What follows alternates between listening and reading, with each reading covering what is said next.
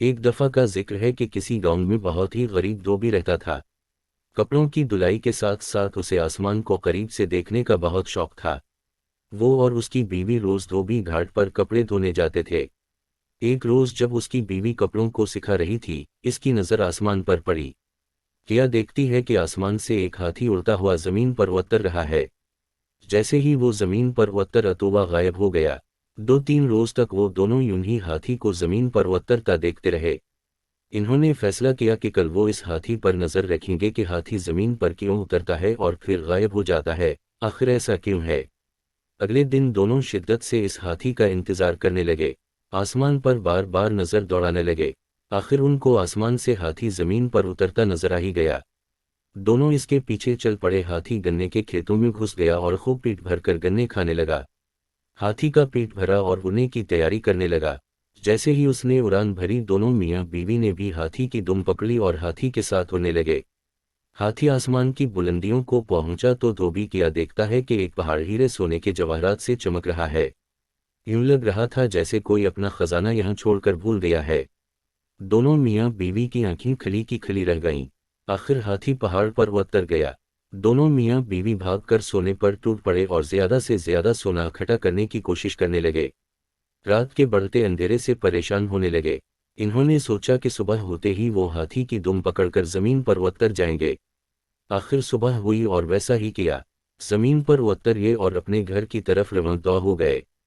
एक गरीब धोबी जो रोज बरोज अमीर होता जा रहा था, इसको देखकर सारा गांव हैरान व परेशान हो गया कि अचानक ऐसा क्या हवा कि धोबी इतना अमीर हो गया है।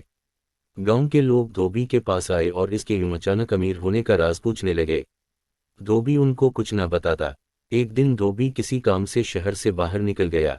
इस बात का फायदा उठाते हुए उनकी हमसाई धोबन के पास आई और बातों बातों में खजाने का राज उगलवा लिया। रात को जब धोबी वापस आया, धोबन ने सारा माजरा बताया।